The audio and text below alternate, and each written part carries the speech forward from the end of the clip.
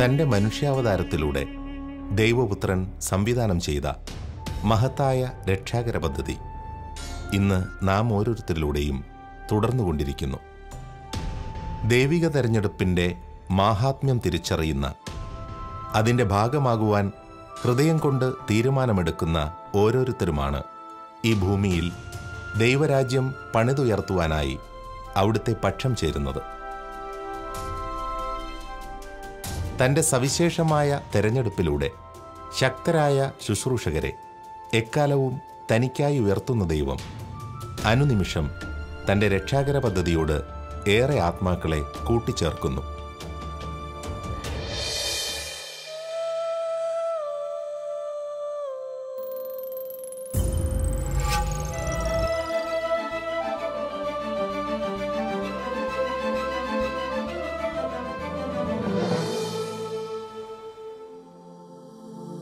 ബഹുമാനപ്പെട്ട ജസ്റ്റിൻ പനക്കിലച്ചൻ താൻ ഇടപെട്ട മേഖലകളുടെ വൈവിധ്യം കൊണ്ടും സ്വാധീന ശക്തി കൊണ്ടും ശിഷ്യസമ്പത്ത് കൊണ്ടും കേരള സഭയിൽ ശ്രദ്ധേയനാണ്.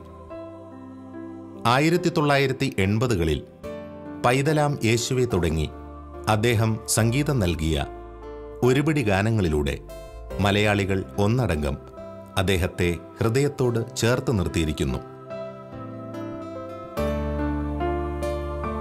ഓർമ്മ വെച്ച കാലം മുതൽ ഒരു വൈദികനായിത്തീരണമെന്ന ആഗ്രഹമാണ് തനിക്കുണ്ടായിരുന്നതെന്ന് ബഹുമാനപ്പെട്ട ജസ്റ്റിൻ പനക്കിലച്ചൻ ഓർമ്മിക്കുന്നു.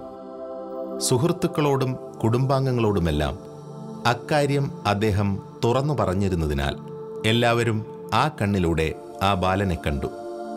അമ്മയാകട്ടെ ഭാവിയിലെ ഒരു പുരോഹിതനു വേണ്ട ശരിയായ ശിക്ഷണം നൽകുന്നതിൽ ബദ്ധശ്രദ്ധയായിരുന്നു. ചെറുപ്രായത്തിൽ തന്നെ പിതൃവിയോഗം നേരിട്ട അദ്ദേഹത്തിൻ്റെ പിൽക്കാല ജീവിതത്തിൽ ഏറ്റവും ശക്തമായി ഇടപെട്ട വ്യക്തിത്വം അദ്ദേഹത്തിൻ്റെ അമ്മ തന്നെയാണ്.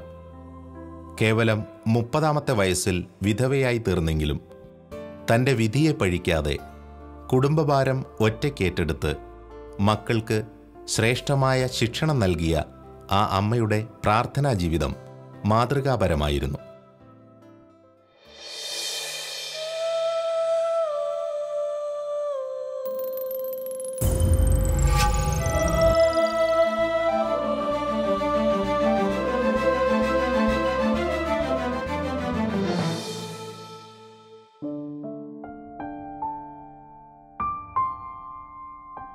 ബഹുമാനപ്പെട്ട ജസ്റ്റിൻ പനക്കിലച്ചൻ്റെ ബാല്യകാലം ഏറെ വെല്ലുവിളികൾ നിറഞ്ഞതായിരുന്നു.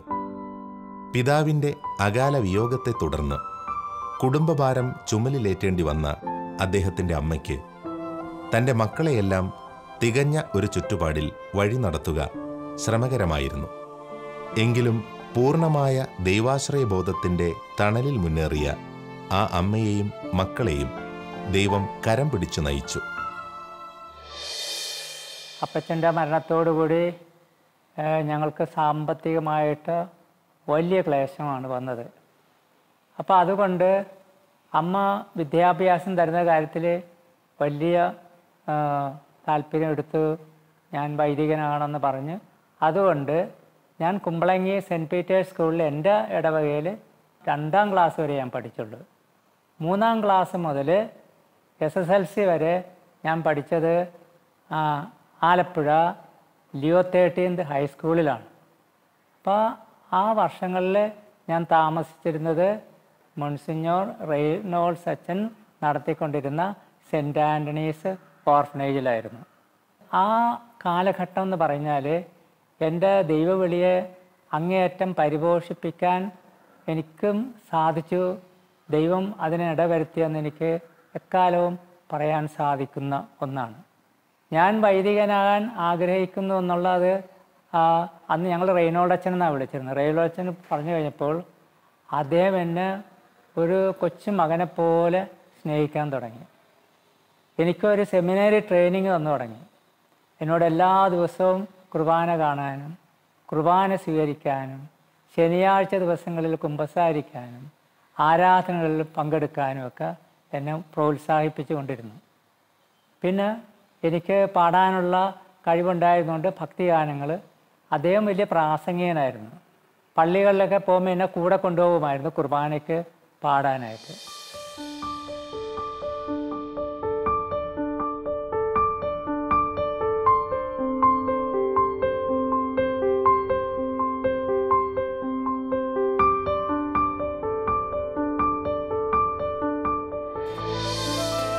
അനാഥരുടെ വല്യച്ഛൻ എന്നറിയപ്പെട്ടിരുന്ന മോൺസിഞ്ഞോർ റെയ്നോൾഡ്സ് പുരയ്ക്കൽ ഇന്ന് ദൈവദാസനാണ്. തൻ്റെ ജീവിതകാലത്തിൻ്റെ ഏറിയ പങ്കും അനാഥരും പാവപ്പെട്ടവരുമായ കുഞ്ഞുങ്ങൾക്കു വേണ്ടി മാറ്റിവെച്ച അദ്ദേഹം അരനൂറ്റാണ്ട് കാലം ആലപ്പുഴയിലെ സെയിൻറ് ആൻ്റണീസ് ഓർഫനേജിൻ്റെ ഡയറക്ടറായി കുട്ടികൾക്കൊപ്പമാണ് ജീവിച്ചിരുന്നത്. ആ കാലയളവിനുള്ളിൽ ഒട്ടേറെ കുഞ്ഞുങ്ങൾക്ക് ഉജ്ജ്വലമായ ഒരു ഭാവിയിലേക്കുള്ള വഴികാട്ടിയാകുവാൻ അദ്ദേഹത്തിന് കഴിഞ്ഞു. ബഹുമാനപ്പെട്ട ജസ്റ്റിൻ പനക്കലച്ചൻ്റെ ബാല്യകാലത്ത് തൻ്റെ അമ്മ കഴിഞ്ഞാൽ ഏറ്റവുമധികം സ്വാധീനം ചെലുത്തിയ വ്യക്തി ദൈവദാസൻ റെയ്നോൾഡ്സ് പുരയ്ക്കലാണെന്ന് അദ്ദേഹം സാക്ഷ്യപ്പെടുത്തുന്നു. ദൈവദാസനെ മോൺസിഞ്ഞോർ റെയ്നോൾഡ്സ് പ്രാർത്ഥനയുടെ ഒരു വ്യക്തിയായിരുന്നു. ഞാൻ പല പ്രാവശ്യവും അദ്ദേഹം നീലറിൽ നിന്ന് പ്രാർത്ഥിക്കുമ്പോൾ അടുത്തു പോയി നിൽക്കുമായിരുന്നു. അദ്ദേഹത്തിന് എന്നോട് അത്ര സ്നേഹമുണ്ടായതുകൊണ്ട് ഞാൻ അടുത്തു പോയി നിൽക്കുന്നതുകൊണ്ട് അദ്ദേഹം ഒരിക്കലും ഒരു നീരസം ഒന്നും കാണിച്ചിട്ടില്ല. ഒരു പ്രാവശ്യം അന്ന് കുട്ടികൾക്ക് ഭക്ഷണമില്ലാഞ്ഞിട്ട് പണമില്ലാതെ അദ്ദേഹം പണത്തിന് വേണ്ടി പുറത്തേക്ക് പോകുന്നതിന് മുമ്പ് പ്രാർത്ഥിക്കുമ്പോൾ ഞാൻ അടുത്തു പോയി നിൽപ്പുണ്ട്. അദ്ദേഹത്തിൻ്റെ കണ്ണിൽ നിന്ന് കണ്ണുനീര് വീഴുന്നത് ഞാൻ നേരിട്ട് കണ്ടതാണ്. അന്ന് ആവശ്യമുള്ളത് അദ്ദേഹം പുറത്ത് പോയി കൊണ്ടുവരികയും ചെയ്തു. അങ്ങനെ ഞാൻ പ്രാർത്ഥിക്കാനായിട്ട് പഠിച്ചു. അദ്ദേഹത്തിൻ്റെ പ്രസംഗങ്ങൾ കേട്ട് കഴിഞ്ഞപ്പോൾ എനിക്ക് അദ്ദേഹത്തെ പോലെ തന്നെ പ്രാർത്ഥിക്കണമെന്നും പ്രസംഗിക്കണമെന്നും ഉള്ള ആ ഒരു ആവേശം എനിക്ക് വന്നു തുടങ്ങി. അങ്ങനെ മോൺസിഞ്ഞോർ അന്ന് ഞങ്ങൾ റെയ്നോൾഡ് അച്ഛൻ ഒരു റോൾ മോഡലായിട്ട് മാറി. ഒരു വൈദികൻ എങ്ങനെയായിരിക്കണം എന്നുള്ളത് ഞാൻ കണ്ടത് അദ്ദേഹത്തിലാണ്. എൻ്റെ ഒരു വൈദിക വിദ്യാർത്ഥിയായിരുന്ന സമയത്തും എനിക്ക് എപ്പോഴും ഞാൻ നല്ല വൈദികരെ കണ്ടിട്ടുള്ളൂ. നല്ല വൈദിക എൻ്റെ വികാരിച്ചൻ തന്നെ എനിക്കതൊരു മാതൃകയായിരുന്നു എല്ലാ വൈദികരും. പക്ഷേ ഒരു വൈദികൻ്റെ എല്ലാ ഗുണങ്ങളും ഞാൻ തികഞ്ഞ് കണ്ടത് എൻ്റെ ആ ഒരു നോട്ടത്തിൽ റെയ്നോൾഡ് അച്ഛനേലായിരുന്നു.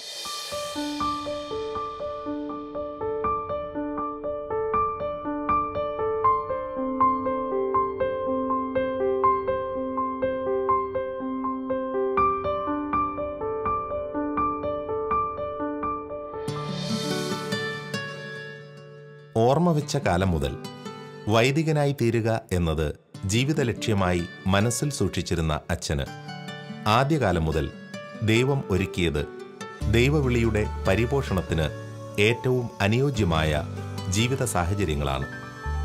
വീട്ടിലും പിന്നീട് സെന്റ് ആന്റണീസ് ഓർഫനേജിലും ഒപ്പം 10ാം ക്ലാസ് വരെ അദ്ദേഹം പഠിച്ച ആലപ്പുഴയിലെ വിദ്യാലയത്തിലും പോലും അച്ഛൻ തിരിച്ചറിഞ്ഞത് അത്ഭുതകരമായ ദൈവിക ഇടപെടലുകളാണ്. ലിയോ 13 സ്കൂളിൽ പഠിക്കാനും ഞാൻ പഠിക്കുന്നവരിൽ മുൻപന്തിയിൽ നിന്ന ഒരു കുട്ടിയായിരുന്നു. നല്ല മാർക്കോടുകൂടിയൊക്കെ തന്നെയാണ്. അവിടെ എനിക്ക് നല്ല ജെസ്യൂട്ട് ട്രെയിനിങ് കിട്ടി. അതായത് അന്ന് ജെസ്യൂട്ട് ഫാദേഴ്സ് ആ മാസത്തിൻ്റെ ആദ്യ വെള്ളിയാഴ്ച ഈ ജെസ്യൂട്ട്സിന് തിരുഹൃദയ ഭക്തി പ്രചരിപ്പിച്ചിരുന്ന അവരാണ്. അപ്പോൾ അതുകൊണ്ട് അതിൻ്റെ തലേ വ്യാഴാഴ്ച കുട്ടികളെല്ലാം കുമ്പസാരിക്കാൻ പള്ളിയിലേക്ക് കൊണ്ടുപോകും. വെള്ളിയാഴ്ച ഉച്ചയ്ക്ക് കുർബാന, അത് കഴിഞ്ഞ് വൈകുന്നേരം വാഴു. അപ്പോൾ ഇതെല്ലാം എൻ്റെ മനസ്സിലങ്ങ് ആഴമായിട്ട് പതിഞ്ഞു. എനിക്ക് ഒരു ജെസ്യൂട്ട് ട്രെയിനിങ് ആണ് എനിക്ക് കൂടുതലായിട്ട് സ്കൂളിൽ നിന്ന് കിട്ടിയത്. ആ ഹൈസ്കൂളിലായപ്പോഴത്തേക്കും ഒരു ജെസ്യൂട്ട് ഫാദർ വന്ന് ഹിന്ദിക്ക് പകരം ലാറ്റിൻ പഠിക്കാമെന്ന് വെച്ചു. അപ്പോൾ ഉടനെ തന്നെ ഞാനുണ്ടല്ലോ ലാറ്റിൻ പഠിക്കാൻ കയറി. ഞാൻ ലാറ്റിൻ പഠിക്കാൻ കയറിയത് ഭാവിയിൽ എനിക്ക് അച്ഛനാകണേനും ലാറ്റിൻ ആവശ്യമാണല്ലോ, അതുകൊണ്ടാണ്. പക്ഷേ എൻ്റെ കൂടെയുള്ളവർ ലാറ്റിൻ പഠിക്കാൻ പോയത് ഇംഗ്ലീഷ് എന്നതാവുമല്ലോ എന്ന് വിചാരിച്ചാണ്. പക്ഷേ 2 കൊല്ലം കഴിഞ്ഞപ്പോൾ ആ ജെസ്യൂട്ട് ഫാദറിനൊരു ട്രാൻസ്ഫർ വന്ന് പോയി. അഹോ ലാറ്റിൻ പഠനം അവിടെ നിന്നു. പിന്നെ ഹിന്ദിയിലേക്ക് കയറേണ്ടി വന്ന് വളരെ ബുദ്ധിമുട്ടിയാണെങ്കിലുമാണ്. പിന്നെ SSLC ഹിന്ദി പഠിച്ചും കാണപ്പാടം പഠിച്ചും ഒക്കെ ഞാൻ നന്നായിട്ടൊക്കെ എഴുതി മാർക്ക് മേടിച്ചു.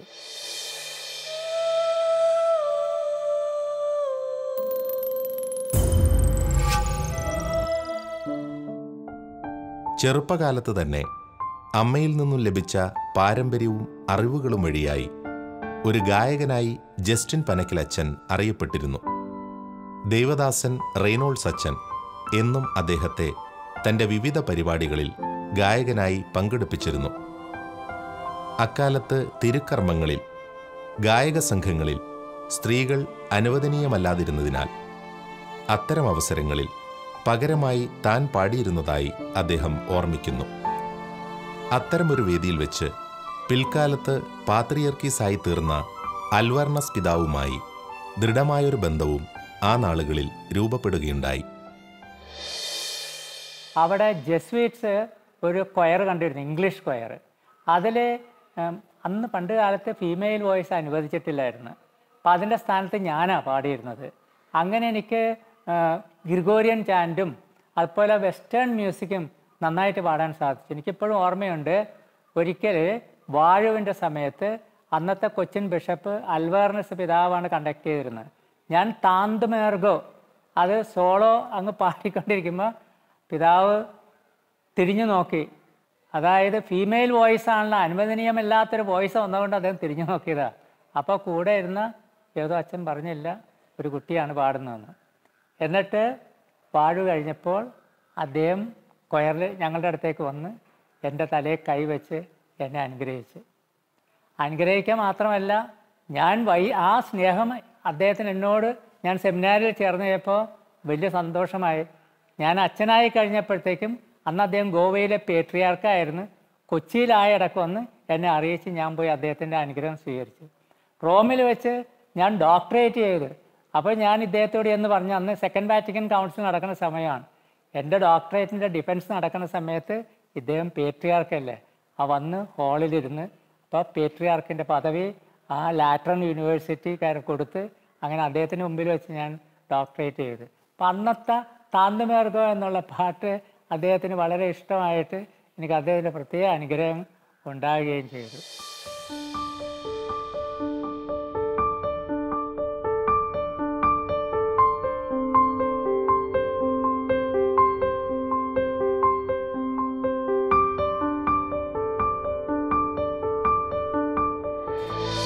ആലപ്പുഴയിൽ താമസിച്ചുള്ള പഠനത്തിനിടെ അവധിക്കാലത്ത് വീട്ടിലെത്തുമ്പോൾ തൻ്റെ കാര്യത്തിൽ അമ്മ വലിയ കരുതൽ സൂക്ഷിച്ചിരുന്നതായി അദ്ദേഹം ഓർമ്മിക്കുന്നു. ഭാവിയിലെ ഒരു വൈദികനെ രൂപപ്പെടുത്തുന്നതിൽ എന്നും ശ്രദ്ധിച്ചിരുന്ന അമ്മയും അതേ കണ്ണുകളോടെ ഒരു സെമിനാരിയിലേതിന് സമാനമായ പരിശീലനങ്ങൾ നൽകിയിരുന്ന റെയ്നോൾഡ്സ് അച്ഛനും ഏറ്റവും ഭംഗിയായി അദ്ദേഹത്തിലെ ദൈവവിളിയെ ജ്വലിപ്പിച്ചുകൊണ്ടിരുന്നു. ഓണം, ക്രിസ്മസ്, സമ്മർ ഹോളിഡേയ്സ് ഈ 3 അവസരങ്ങളിലും ഞാൻ വീട്ടിലേക്ക് പോകും, അമ്മയുടെ കൂടെ നിൽക്കും. ക്ലാസ് തുറന്നു കഴിയുമ്പോൾ ആലപ്പുഴയിൽ വന്ന് നിൽക്കും. അങ്ങനെ ഒരു ഷട്ടിൽ സർവീസാണ് നടത്തിയിരുന്നത്. അപ്പോൾ അമ്മയുടെ അടുത്ത് ചെല്ലുമ്പോൾ എനിക്ക് പ്രത്യേകമായിട്ടുള്ള ശിക്ഷണമാണ് പ്രീസ്റ്റ്ഹുഡിന് വേണ്ടി അമ്മ തന്നുകൊണ്ടിരുന്നത്. ഇവിടെ റെയ്നോൾഡ് അച്ഛനും എനിക്ക് തന്നുകൊണ്ടിരുന്നു. അപ്പോൾ അങ്ങനെ എനിക്ക് അമ്മയുടെ സ്നേഹം. ഇതുകൂടാതെ അമ്മ എനിക്ക് എഴുതുമായിരുന്നു. അമ്മയ്ക്ക് അപ്പാപ്പനുണ്ടല്ലോ, അമ്മയുടെ അപ്പൻ വലിയ 5ാം ക്ലാസ് വരെ പഠിപ്പിച്ചുള്ളൂ. അമ്മയുടെ സഹോദരിമാരെല്ലാം ഗ്രാജുവേറ്റ്സൊക്കെ ആയിരുന്നു. പക്ഷേ അമ്മ എഴുത്തെഴുതാൻ നല്ല മിടുക്കിയായിരുന്നു. എനിക്ക് ഒരുപാട് എഴുത്തെഴുതുമായിരുന്നു. കുമ്പളങ്ങിൻ്റെ എഴുത്ത് വിടും ആലപ്പുഴയ്ക്ക്. എല്ലാ എഴുത്തിലും ഒരു കാര്യം അമ്മ എഴുതുമായിരുന്നു, മോനെ ഒരിക്കലും നുണ പറയരുത്. എന്നിട്ട് എൻ്റെ പല എഴുത്തുകളും ഈ റെയ്നോൾഡ് അച്ഛൻ മറ്റു കുട്ടികളുടെ മുമ്പിൽ അമ്മയുടെ എഴുത്ത് വായിച്ച് കേൾപ്പിക്കും. എനിക്കെന്തൊരു അഭിമാനമായിരുന്നു അറിയാം. എൻ്റെ അമ്മയുടെ എഴുത്ത് മറ്റു കുട്ടികളെ വായിച്ച് കേൾപ്പിക്കാമെന്ന് എനിക്ക് വലിയ അഭിമാനമായിരുന്നു. കാരണം മോൺസിഞ്ഞോറിന് അമ്മയോടും സ്നേഹവും ബഹുമാനമൊക്കെ ഉണ്ടായിരുന്നു. അപ്പോൾ ഇങ്ങനെയാണ് എൻ്റെ സ്കൂൾ കാലം. SSLC വന്നപ്പോൾ അപ്പോൾ എല്ലാവരും പറയുമല്ലോ എന്താകും ആരാകുമെന്ന്. അപ്പോൾ ആനുവൽ നടക്കുമ്പോൾ ടീച്ചേഴ്സുണ്ട്, മറ്റ് സ്റ്റുഡൻസ് എല്ലാവരും ഉണ്ട്. ഞാൻ എണീറ്റ് പറഞ്ഞ് ഞാൻ അച്ഛനാകാൻ പോവുകയാണ്, സെമിനാരിൽ പോകുമെന്ന് പറഞ്ഞു. എല്ലാവരും എതിർത്ത്, ടീച്ചേഴ്സ് ഉൾപ്പെടെ. അവർ പറഞ്ഞത് എനിക്ക് നല്ലൊരു പ്ലേ ബാക്ക് സിംഗറാകാം, എനിക്കൊരു മ്യൂസിക് ഡയറക്ടറാകാം, എന്തിന് ഭാവി നശിപ്പിക്കുന്നു. ഞാൻ പറഞ്ഞില്ല, എനിക്ക് വൈദികനാകണം എന്നുള്ള കൊച്ചുനാളിലെ ആഗ്രഹം, ഞാൻ അത് തന്നെ ചെയ്യും. ഞങ്ങൾ തീരുമാനം പറഞ്ഞു.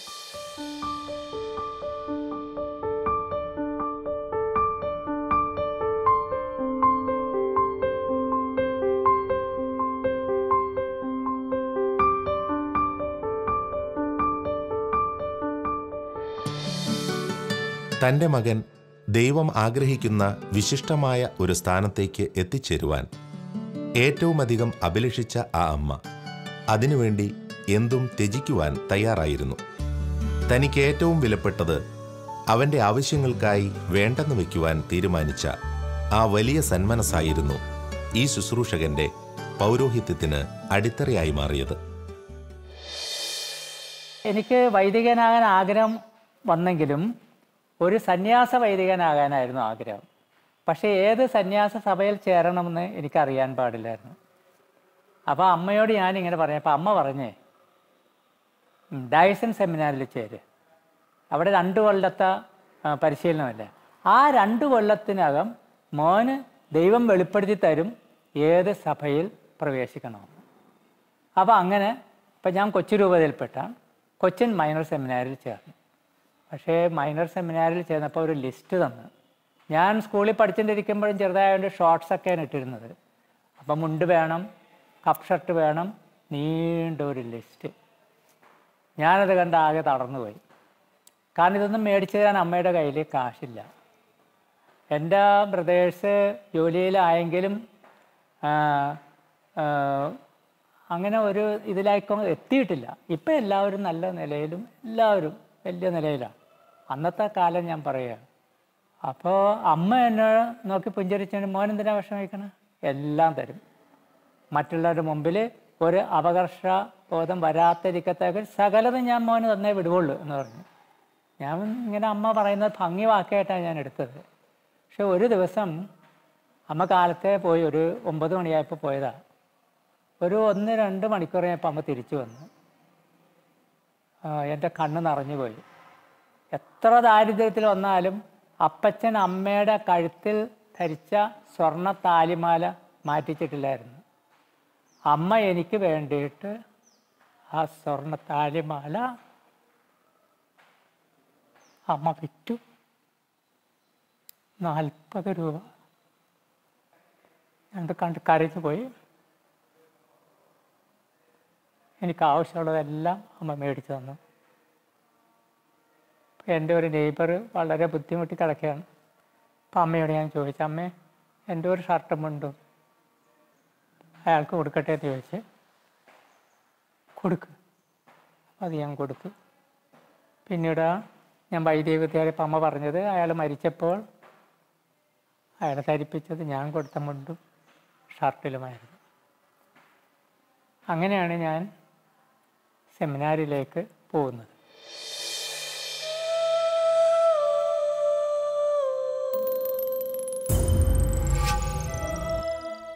ഞാൻ എല്ലാം തയ്യാറായിട്ട് സെമിനാരിയിലേക്ക് പോകുമ്പോൾ എൻ്റെ മനസ്സിൽ വന്ന ഒരു ചിന്ത ഇതായിരുന്നു. എൻ്റെ അമ്മയ്ക്ക് എൻ്റെ ദൈവവിളിയായിരുന്നു ഏറ്റവും പ്രധാനപ്പെട്ടത്. അപ്പച്ചൻ കഴുത്തിൽ ധരിപ്പിച്ച ആ സ്വർണ്ണ താലിമാലയേക്കാളും വലുത് അമ്മയ്ക്ക് എൻ്റെ ദൈവവിളിയായിരുന്നു. എല്ലാവരും അഭിമാനപൂർവ്വം കൊണ്ടു നടന്നിരുന്ന ഒന്നാണ് ഈ താലിമാല എന്ന് പറയുന്നത്. അമ്മയ്ക്ക് യാതൊരു സ്ക്രൂപ്പിളും ഇല്ലായിരുന്നു, ഒരു ദുഃഖവും ഇല്ലായിരുന്നു എനിക്ക് വേണ്ടിയിട്ട് അത് വിൽക്കാനായിട്ട്. പക്ഷേ എൻ്റെ ചേട്ടൻ, മൂത്ത ജ്യേഷ്ഠൻ 5-6 മാസങ്ങൾ കഴിഞ്ഞപ്പോഴത്തേക്കും അമ്മയ്ക്ക് ഒരു സ്വർണ്ണമാല മേടിച്ച് താലിയൊക്കെ ശരിയാക്കി അമ്മയുടെ കഴുത്തിൽ ധരിപ്പിച്ചു. എനിക്കിപ്പോഴും ഓർമ്മയുണ്ട്, ഞാൻ ആ മാലയോടുകൂടി ചേർത്ത് അമ്മയുടെ കഴുത്തിൽ അമ്മയെ ഒന്ന് കിസ് ചെയ്തതായിട്ട്. കാരണം എൻ്റെ സന്തോഷമായിരുന്നു അമ്മയുടെ കഴുത്തിൽ അത് കിടക്കണ കാണുക എന്നുള്ളത്.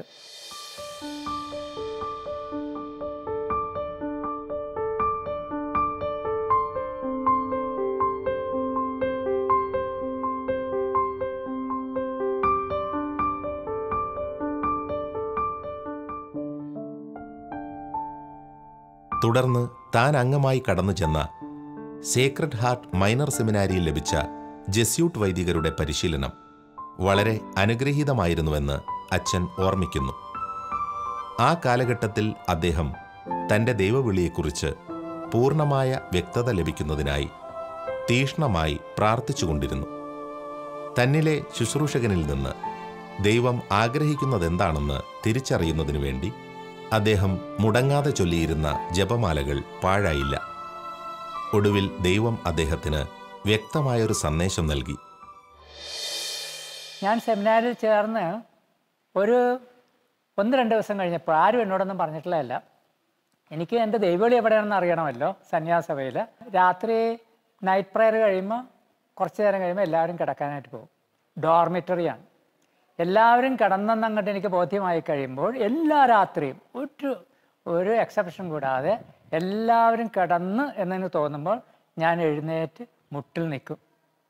എൻ്റെ കട്ടിലിൻ്റെ അടുത്ത് മുട്ടിൽ നിന്ന് ഒരു എക്സ്ട്രാ കൊന്ത, ഹെയ്ലോളി ക്വീൻ, മെമ്മറാരെ, എത്രയും തീളം, ഇത് 3 ഞാൻ ചൊല്ലിയിട്ട് മാതാവിന് കാഴ്ചവെക്കും. എൻ്റെ ദൈവവിളി ഏത് സന്യാസ സഭയിലേക്കാണെന്ന് എനിക്ക് കാണിച്ചു തരണം. എനിക്ക് വായന നല്ല ശീലമുള്ള ഒരു വ്യക്തിയായിരുന്നു. അപ്പോൾ അതുകൊണ്ട് ഞാൻ ജെസ്വിറ്റ് സെമിനാരിയിലാണല്ലോ, അവർ നടത്തുന്ന സെമിനാരിയിലായിരുന്നു. അതുകൊണ്ട് ഞാൻ Jesuit Saint Ignatius Loyola, Francis Xavier, Saint John Berchmans, Aloysius Gonzaga, ഇവരുടെയൊക്കെ ലൈഫ് ഞാൻ വായിക്കുന്നുണ്ടായിരുന്നു. അപ്പോൾ അത് കണ്ടിട്ട് അന്ന് നമ്മുടെ ഫേമസ് ആയിട്ടുള്ള ഫാദർ സാമുവൽ രായൻ, ഇപ്പോൾ അദ്ദേഹം റിട്ടയർഡാണ്, അദ്ദേഹം വലിയ തിയോളോജിയനാണ്. അന്ന് അദ്ദേഹം ബ്രദർ റീജൻ്റാണ്, അവിടെ സ്കൂളിൽ പഠിപ്പിക്കുകയാണ്. അപ്പോൾ ഞാൻ ഇങ്ങനെ സ്റ്റെൻസ്ലാവസ് കോസ്കെ വായിച്ച പുസ്തകങ്ങളാണ്, എല്ലാം ജെസ്യൂട്ട് സയൻസാണ്. അപ്പോൾ അദ്ദേഹത്തിന് തോന്നി എൻ്റെ ദൈവവിളി ഈശോ സഭയിലേക്കാണെന്ന്. അപ്പോൾ അതുകൊണ്ട് ഈശോ സഭയിലെ പ്രൊവിൻഷ്യൽ വന്നപ്പോഴത്തേക്കും എന്നോട് പറഞ്ഞ് ഒരു ഞായറാഴ്ചയാണ് പോയി കണ്ട് ഈശോ സഭയിൽ പ്രവേശിക്കാമെന്ന് പറയും. ഞാനത് എഗ്രി ചെയ്ത് ഒരു 10:30 മണിയായപ്പോഴേക്കും എന്നോട് ചെല്ലാൻ പറഞ്ഞ് ഞാനങ്ങനെ ജെസ്യൂട്ട് പ്രൊവിൻഷ്യൽ ഇരിക്കുന്ന മുറിയിൽ ചെന്നു. വാതിലിൽ കൊട്ടാൻ പോയപ്പോൾ എൻ്റെ ഉള്ളിൽ തോന്നി, ജെസ്യൂട്ട് ആകണ്ടെന്ന് തോന്നി. ഞാൻ വേഗം മടങ്ങിപ്പോന്നു. അരമണിക്കൂർ എന്നെ കാത്ത് പ്രൊവിൻഷ്യൽ ഇരുന്നിട്ട് പിന്നീട് ബ്രദർ സാമുവൽ രായനെന്ന് എന്നൊക്കെ എന്നെ കണ്ടില്ലല്ലോ എന്ന് പറയുമ്പോൾ ഞാൻ പറഞ്ഞ് ഞാൻ അവിടെ ചെന്നപ്പോൾ എനിക്ക് തോന്നി ജെസ്യൂട്ട് ആകണ്ടെന്ന്. പിന്നെ എന്നെ സ്വീകരിക്കാനിരിക്കുന്ന പ്രൊവിൻഷ്യലിനോട് വേണ്ടെന്ന് പറയാനുള്ള ആ പ്രയാസം കൊണ്ടാണ്. അപ്പം പറഞ്ഞു അത് സാരമില്ല, ചെന്ന് ബ്ലെസ്സിങ് മേടിക്കാൻ പറഞ്ഞു. അപ്പം ഞാൻ ചെന്നിട്ട് പറഞ്ഞു എൻ്റെ പ്രായത്തെ ഓർത്ത് ക്ഷമിക്കണം, എനിക്കങ്ങനെ തോന്നി. അദ്ദേഹം പറഞ്ഞു അതൊന്നുമില്ല, ദൈവം വിളിക്കുന്നിടത്തനുസരിച്ചല്ലേ പോകേണ്ടത്, എനിക്ക് ബ്ലെസ്സിങ് തന്ന് പോന്നു. അപ്പോൾ ദിവസേന ഞാൻ ഈ രാത്രി എക്സ്ട്രാ റോസറിയും ഹെയ്ലോളി ക്വീൻ മെമ്മറായി പ്രാർത്ഥനയും ചൊല്ലുമായിരുന്നു. അങ്ങനെ ആ വർഷം അവസാനത്ത് സെൻറ്റ് ആൻ്റണിയുടെ ഒരു മൂവി അവിടെ കൊണ്ടുവന്ന് കാണിച്ച്, സൈലൻറ്റ് മൂവിയാണ്. അപ്പോൾ അതിൽ ഞാൻ കണ്ടത് സെൻറ്റ് ആൻ്റണി പ്രസംഗിക്കുന്നു, പിന്നെ മുട്ടിൽ നിന്ന് പ്രാർത്ഥിക്കണം. അതാണ് എനിക്ക് വേണ്ടത്. പക്ഷെ അതേ സമയത്ത് എനിക്കൊരു കപ്പുച്ചിനോ ഫ്രാൻസിസ്കനോ ആകാനുള്ള ആഗ്രഹം തോന്നിയില്ല. അപ്പോൾ അന്ന് രാത്രി അത് ഏതാണ്ട് 10 മണി കഴിഞ്ഞ്, അന്നൊക്കെ 10 മണി എന്നൊക്കെ പറഞ്ഞാൽ വളരെ വൈകിയ സമയമാണ്. ഞാനിതുപോലെ തന്നെ എല്ലാവരും കടന്നു കഴിഞ്ഞപ്പോൾ മുട്ടിൽ നിന്ന് ഞാൻ ജപമാല ചൊല്ലി, ഹെയ്ലോളി ക്വീൻ, മെമ്മറാൾ, ഇതെല്ലാം ചൊല്ലി ഞാൻ കരഞ്ഞ് പ്രാർത്ഥിച്ച് മാതാവിനോട് ഞാൻ എവിടെയാണ് ചേരേണ്ടതെന്ന് എന്നോട് പറയണം. കാരണം ഫസ്റ്റ് ഇയർ അങ്ങ് തീരാറായി. അപ്പോൾ ഇന്നെനിക്കറിയാം എന്താണ് ഉണ്ടായതെന്ന്. കാരണം ഞാൻ മിസ്റ്റിക്കൽ തിയോളജിയിൽ ഞാൻ ഡോക്ടറേറ്റ് ചെയ്തിട്ടുണ്ട്. ഞാനൊരു വലിയൊരു ചിത്രമാണ് കണ്ടത്. അതൊരു വിഷനായിരുന്നു. അതിലൊരു കാർമലൈറ്റ് പ്രീസ്റ്റ് എന്നെ ഇങ്ങനെ വിളിക്കുന്നു. അപ്പം ഞാൻ മനസ്സിലാക്കി എൻ്റെ ദൈവവിളി കർമ്മലിത്ത സഭയിലേക്കാണ്. ഞാൻ സന്തോഷമായിട്ട് കിടന്നുറങ്ങി.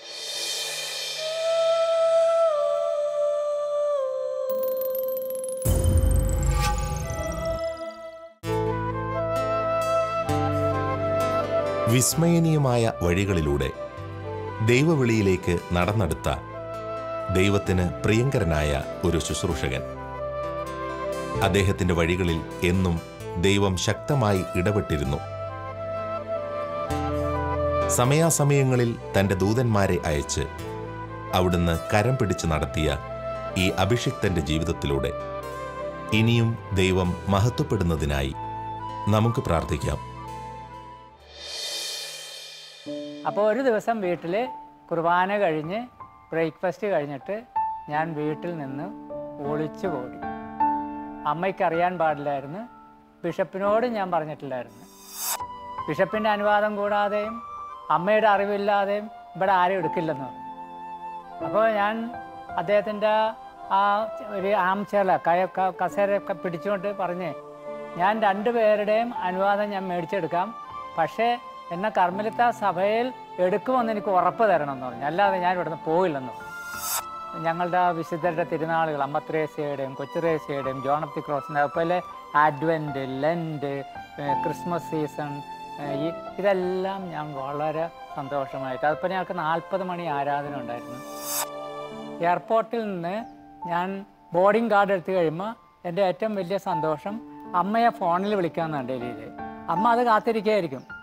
അപ്പോൾ അവസാനം അമ്മ ഫോണിൽ കൂടി പറയുന്ന ഇതാണ്, മോനെ എവിടെ പോയിരുന്നാലും ശരി വൈദികനാണ് എന്നുള്ള ചിന്ത ഒരിക്കലും കൈവിടരുത്.